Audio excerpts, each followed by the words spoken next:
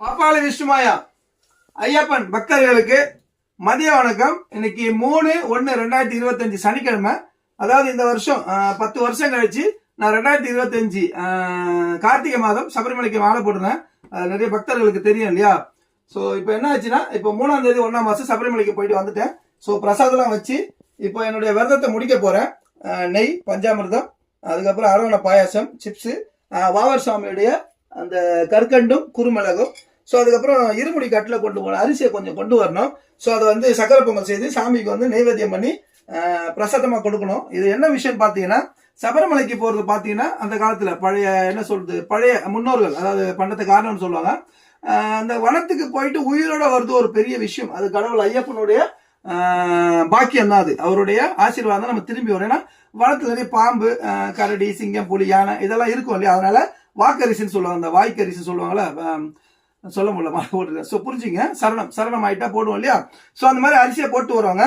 அந்த சாமி நல்லபடியா சபரிமலை போய் தர்மசாஸ்திரா ஐயப்பா விஷ்ணுமாயாவை கருநீலி அம்மாவை மாளிகைபுரத்தம்மா வணங்கிட்டு வந்துட்டாங்கன்னா அந்த அரிசியை கொண்டு அந்த சக்கரை பொங்கல் செய்து கடவுளுக்கு என்ன சொல்றது, நெய்வேத்தியம் செஞ்சு தன்னுடைய பூஜையை வந்து நிறைவு செய்யணும். இதுதான் உலக வழக்கம். சரிங்களா? நிறைய பேர் கேட்டீங்க என்கிட்ட, ஏன் சாமி இந்த அரிசியெல்லாம் போட்டு அனுப்புறாங்கன்னு. எல்லாத்தையும் எனக்கு இப்ப சொல்ல முடியாது, ஏன்னா இது வந்து ஐயப்பனுடைய ஒரு பூஜை, ரொம்ப சொல்ல முடியாது. விஷ்ணுமாயன்னு சொன்னீங்கன்னா நான் நிறைய சொல்லுவேன். ஒரு விஷயம் சொல்ல மறந்துட்டேன், நிறைய அறிவாளி எல்லாம் இருக்காங்க. என்னன்னா, இந்த பூவெல்லாம் பாருங்க வாடி இருக்கு. அப்புறம் இதை ஒருத்தர் கமெண்ட் பண்ண போறீங்க, என்ன சாமி காஞ்சி போயிருக்குன்னு. நான் இருமுடி கட்டும் போது இங்க ஒரு பூஜை பண்ணிட்டு போனாலே, இருமுடி கட்டு பூஜை அது வீட்டுல போட்டேன் இல்லையா? சோ இப்போ வந்து இந்த மாலை பூவெல்லாம் எடுத்து போட்டக்கூடாது. இது எல்லாமே சேர்த்து நான் யூஸ் பண்ண அந்த இருமுடி கட்டு, அந்த இருமுடி பை, சைடு பை, வேட்டி, மற்ற என்னோட ஆடையெல்லாம் இதை வச்சு கொண்டு போயிட்டு தண்ணியில போட்டுரும், ஒரு நதியில போட்டுரும். அது கடலா இருக்கலாம், குளமா இருக்கலாம், ஸோ ஏரியா இருக்கலாம், அந்த இடத்துல போட்டுரும். ஏன்னா வருஷம் வந்து நம்ம புதுசாக தான் வாங்கி போடணும். இது நிறைய பேர் கமெண்ட்ல இல்லை பழசு போடலாம்னு சொன்னீங்கன்னா உங்களுக்குள்ள வச்சுங்க, அதை கமெண்ட்டை போட்டு டைம் வேஸ்ட் பண்ணாதீங்க.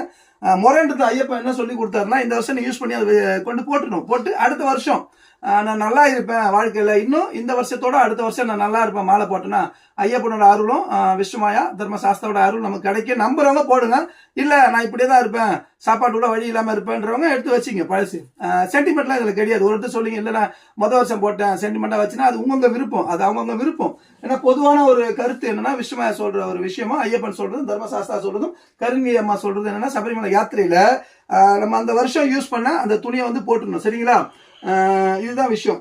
இப்ப பாத்தீங்கன்னா இந்த பூவெல்லாம் பழசா இருக்கு. இப்போ சனிக்கிழமை இன்னைக்கு 3ஆம் தேதி 1ஆம் மாசம் 2025 இந்த மாலை பூ இதெல்லாம் கொண்டு போயிட்டு இப்போ புழையில போட்டுருவேன், கடல்ல போட்டுருவேன். சரிங்களா? அதுக்கப்புறம் நான் பூஜையை நான் நிறைய செஞ்சிடுவேன். மாலை எங்க அம்மா வச்சு நான் கட்டிடுவேன், என் பசங்களுக்கு நான் வந்து மாலை கட்டிடுவேன். சரிங்களா?